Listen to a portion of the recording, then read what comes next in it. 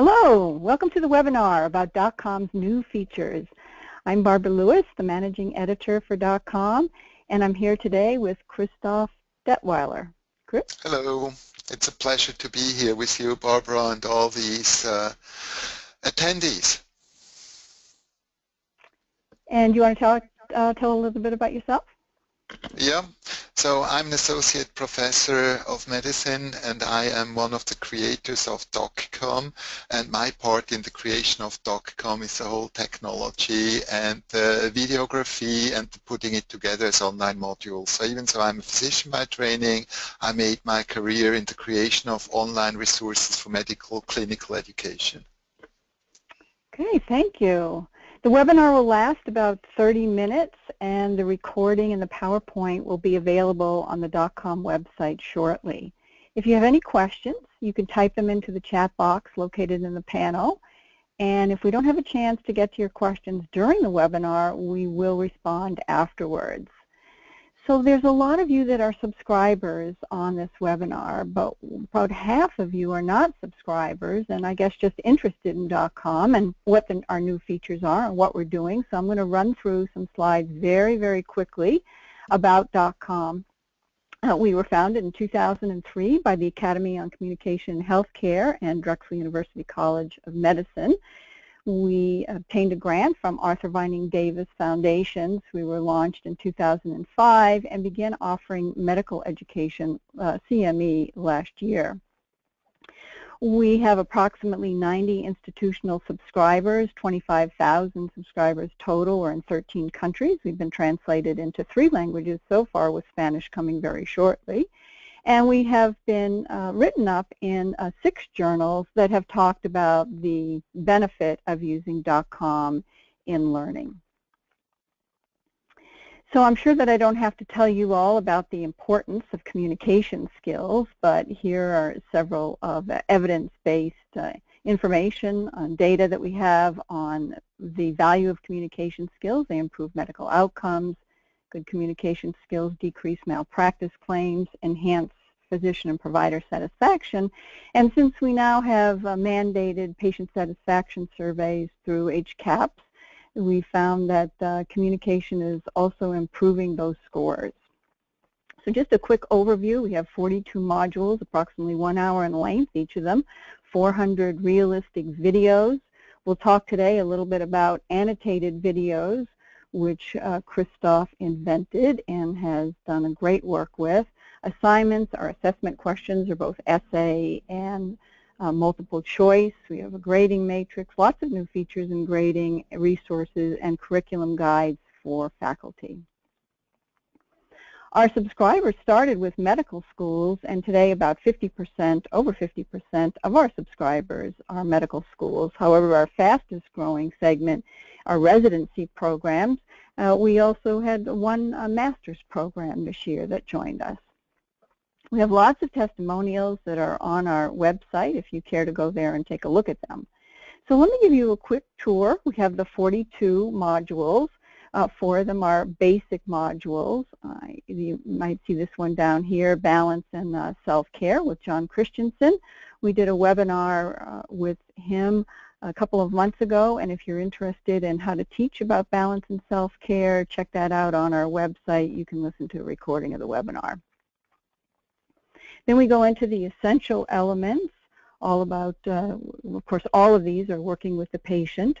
More advanced elements such as shared decision-making or nonverbal communication, where we recently added information on the best practices for integrating the computer in the exam room. Then communicating in specific situations such as delivering bad news, communicating with depressed patients, the family interview, and finally communicating with colleagues. So every year 1/3 of the modules are updated, and we just got finished updating communication on healthcare teams. So modules follow a consistent format. We start with the rationale, key concepts, learning goals. We have a tree here, and they all go down through this basically the same tree. We start off with the patient's view, talking about what, in this case, she hopes to gain from the the appointment, and then the physician talks about what his goals are for the appointment. We have questions for reflection, which are oftentimes used in a blended classroom situation, where oftentimes DocCom is used as a flipped classroom, where the assignment is for the learner to watch the module outside of class and then come into class and talk about, for example, the reflection questions or other questions. Key principles, we of course have learning goals, and then lots of content. And we have tons of references. It's not as though we think as DocCom that you should do something, but everything that we talk about is all evidence-based, based on the literature. So we have lots of videos embedded, over 400 videos actually, and surveys that we've done across faculty, residents, and medical students, physician assistants. We have found that the videos are really what they love.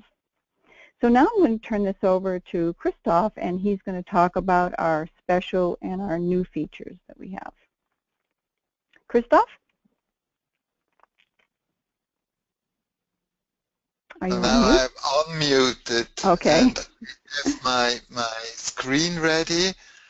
And now I should be able to show my screen. Can you? Well, we're gonna go through a few of these examples first, the annotated video, before we go to the actual website. So do you want to? Yeah, we can do that. So okay. You mentioned, thank you very much. I mean, that was a really very nice introduction into DocCom.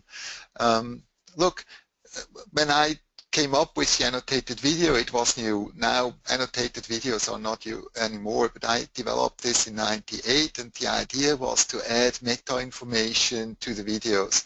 So the idea was that in medical education we often have novices and more advanced students, and when we have the common way how a video is presented, we always show information, and then we had maybe a physician giving in some reflection, and then more information. And my annotated videos then allowed, I developed it for differential diagnostic reasoning, headache, and so the reason for each question the physician was asking was available through clicking to the same kind of icons you're seeing here. So the idea was that the experienced user watches a video with a role modeling situation where he or her can study how an expert physician is dealing with a situation.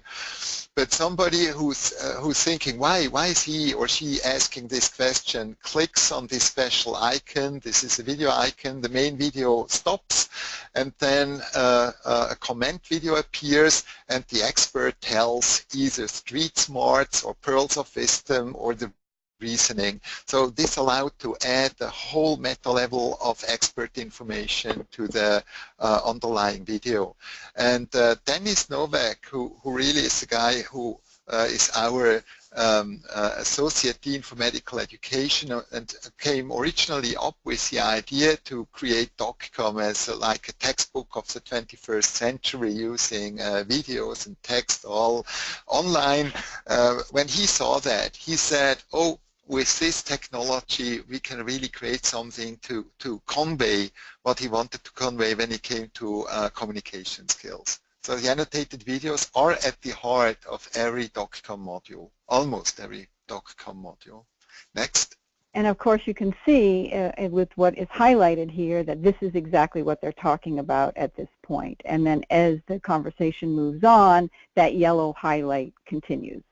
And here's the pop-out videos that he was talking about, that if you click on these icons here, you can pop out and hear the clinician and or the patient also. Now we see something quite interesting.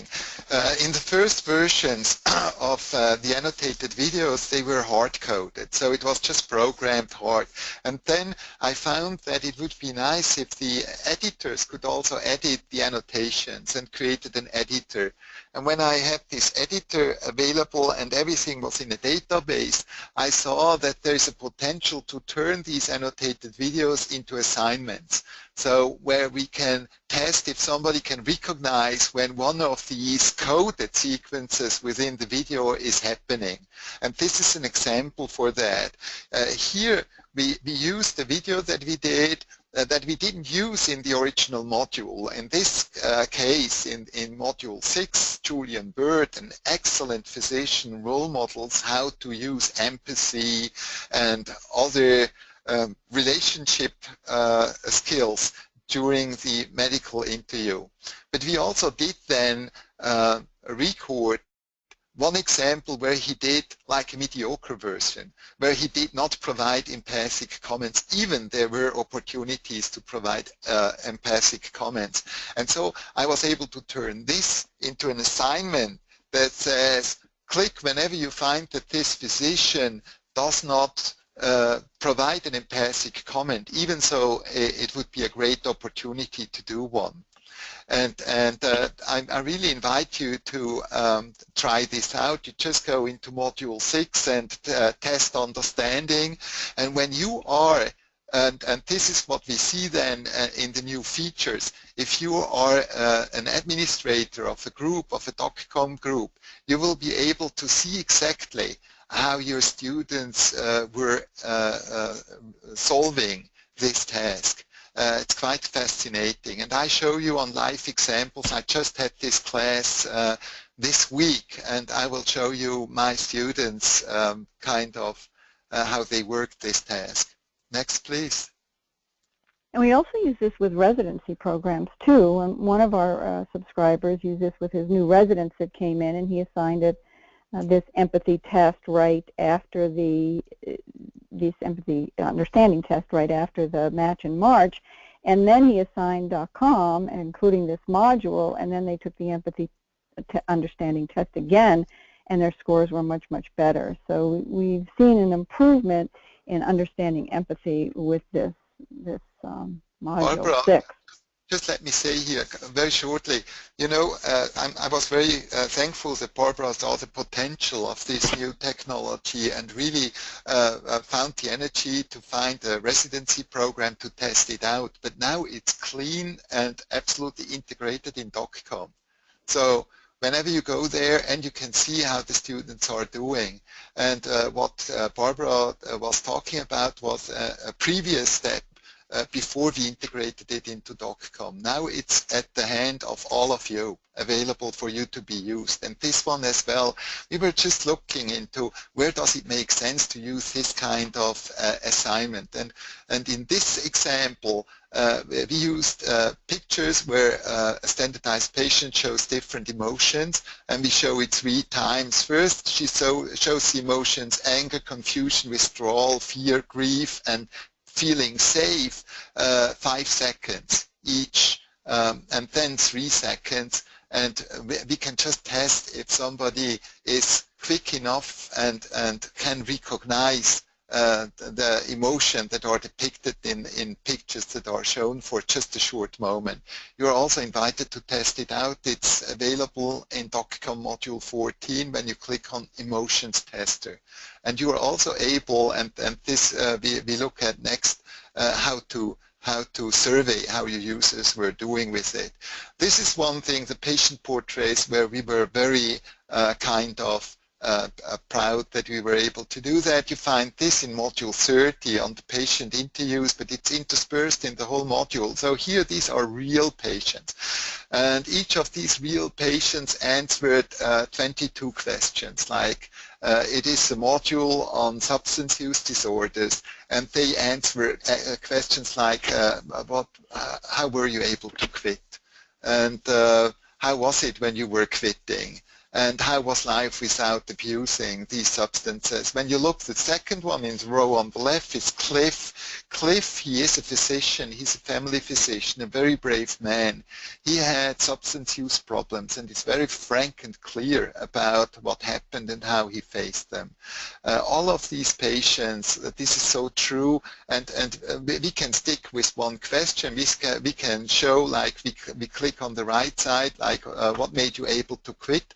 And then when you click on the left side, each of the patients just tells you the answer to this question. So this, you have to look at that like it's almost a fabric, and you can access any point and stick with a line or with a thread, whatever you find more interesting to get your students engaged, or also encourage them to check it out. Yeah, we have to make progress. Checklists. Each of the modules shows a checklist. And the checklists are also available outside of the modules and on your smartphones. Everywhere there is a PDF in the resources and on the smartphone version. So whenever you go into DocCom with your smartphone, it just brings you there where you can just click and you see all these checklists. It should allow you to concisely deal with one of the, in DocCom, dealt with issues concisely. And this one happens to be delivering bad news, and of course it's said that people remember for the rest of their lives the exact thing that happened with delivering bad news. So if you have clinicians who are not delivering bad news a lot and might need to check this to say, okay, what are the things that I need to do in this encounter, then the checklists are really great. So do you want to go to the website now, Christoph, or do you want to continue through some of these slides? I think nicest would be to go to the website because I can try to do a live demo. Okay. So let me just change presenters to you, and you need to accept. I show main screen. So we're seeing your desktop right now. Now you see my main screen. Okay, now we're seeing DocCom. Okay, so when you are in DocCom, and if you have a group, you know how to do a group. If you don't know how to do a group, very quick, on my profile, which is available always, you have my groups, and these are my groups, and you can have them active or inactive because I do that for several years. I have also inactive ones, and these are my 3 active ones. But here you can also create the group. Everyone can create the group, and you can create the group, then you are automatically the group's administrator. I open like this. This is my group. When I edit it, if I create the group, I'm up here as the administrator, and then I can promote any of the members. So you can just invite them. It's possible to invite anyone into your group, and your co-facilitators you can then promote to also being administrators if you want to do that. This is about how to create groups. Groups can also automatically be created through an administrator, but we don't go into that. Here you see the grading, and I did a special function. I can just add encrypt equals name, and then all the names are invisible. So, but this is real information. So this is my group, and what I'm showing you here is when you go into the grading tag, you see the scores of the discussion question answers. On the left, answers, you see always the mean. So you see this student here answered 4 questions. Let's look at it. Answered the question to module 4. The discussion question did the multiple choice, but we didn't assign it, did the discussion questions module 5 and the one to module 6. And when you want to know what they've done, you just click there and you directly see this student's answer to this question. So we really can dive exactly. So you can dive from seeing there was 4 questions and an average of 4.3, 5 is the maximum. And then you see the multiple choice questions. We don't use multiple choice questions. And you also see how they worked with the video. You see the 100% was what was the last one. When you click in it, yes?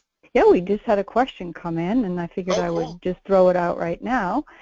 Someone has asked if grades can be downloaded from the website to an Excel file. That is possible for the administrator of the institution. Right now, it is not per administrator. You could, when you take this one and you choose it, you can definitely copy and paste it into an Excel file. That would work. But really ready to do that is for the administrator on the institution level. So this is different. Maybe it's a good idea. We always look forward to ideas. So far, we did not have the experience that any of the like facilitators in our case, like what I'm doing with my group. What I need is this, and then after half a year, I have my new group, and this is already gone. But in case I want to look at the results later, even after I made this group no longer an active one, I allow here show all groups, even the inactive ones. Okay, so is there anything else that you'd like to show, or we'll change back to me? Let me see. Are there more questions? What I really wanted to tell you is now, when you use DocCom and you assign in each of the modules, just go here, open the discussion, you have assessment questions. And you have always discussion questions and multiple choice questions for each of the modules. And at the end, your students have to finalize the exam, and after they finalize the exam, they can no longer get in. An important thing is, when they try to get in, it tells them that a group administrator must be contacted. And let's say this student that you can't read the name told you, I did finalize discussion questions for Module 5, but I missed to answer one question. You can unfinalize it by just clicking here. And then the student can go back in. When you click reset, all what they wrote about that module, we use that mainly for the multiple choice questions. Then they have to start at 0. When you just unfinalize, they can take it from where they left it. Okay, so we're going to go back to my screen and talk. So, Christoph, this has not changed, has it? The assignments are the same. Do you want to talk about this? Oh yeah, now that it works so nicely, when you give me again my screen, I can just give a short explanation how this works, because it is kind of surprising how easy it is. Do we share my screen? No, I thought we were going to talk from the PowerPoint, but I can make you presenter again. Okay. If you would, that would be easy sure. Then to do. Okay. We're seeing your desktop now. Now you see my screen? Yes, okay. now we see DocCom. When you are a group administrator, automatically on top of your table of contents you see add new assignment. And it's very simple. All of the groups that you have are visible here. And you can just create an assignment. You say an assignment started yesterday and it takes until next week. And it has a title, and it has a text. And what you also can do is you can say it has a specific module. Now we say this is build a relationship, and then you can send it. I don't send it to anyone, just to me, but usually it's sent assignment, and then the assignment is sent as an email to all your registered users. What's neat is that after you did that, and you go, next time you go into DocCom, it shows you exactly your assignment, it shows when it ends, and it also shows when you click the results if somebody did already the assignment. Interestingly, on the other side, the student sees something similar with your assignment text, but in red, and when they click, they get directly into the module that you assigned them. Now, this is meant as an easy way to interact with your students, and it's not used as well as it could be used, but it's really easy. Add an assignment, tell from when to when, and then the students see it and you see it, and you can monitor, you see how many provided answers, and it allows you to be in very close touch with your students in terms of surveying how they are doing with the assignments. Thank you, Barbara. So this is a great learning management system, and I used to teach business communication at UCLA Anderson School of Management, and the way that I controlled everything was through an unwieldy Excel spreadsheet. So this is easy to make the assignments, to look at the progress of the learners, and then look at their grades as well. So we have multiple choice questions, and we also have essay questions as well. And this is what has already been shown to you by Christoph, all of these. This is the grading view by module. You could look at specific people. You can insert feedback for a discussion question, for example, or a essay question, Yep. And then also give a grade to the person as well. Yep, absolutely. And then I love this format. The grades are by color gradation, so that bright green is 100, going down to 20 is red, and it goes through yellow, orange, and red. So you can see which modules might need more reinforcement, and the students have been blocked out here, but you can see which students might need some help as well. So this is also the answer to the question if you can download it to Excel. This is the format that allows you to do an export in Excel.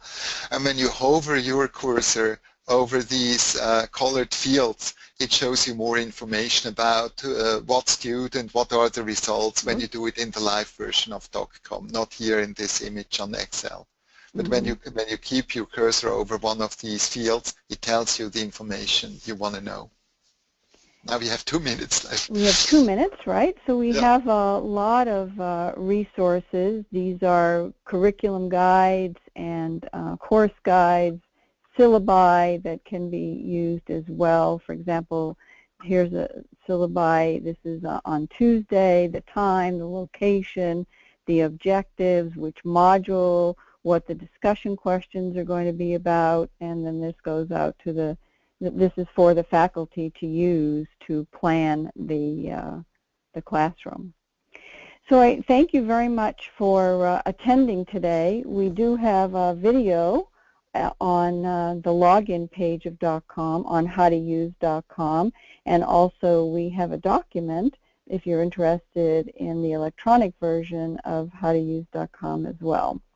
So we'll be having another webinar that's coming up on compassion, and Beth Lown from the Schwartz Center for Compassionate Care will be teaching that one, and that's will be on, let's see, and you can go on our website actually and register for that.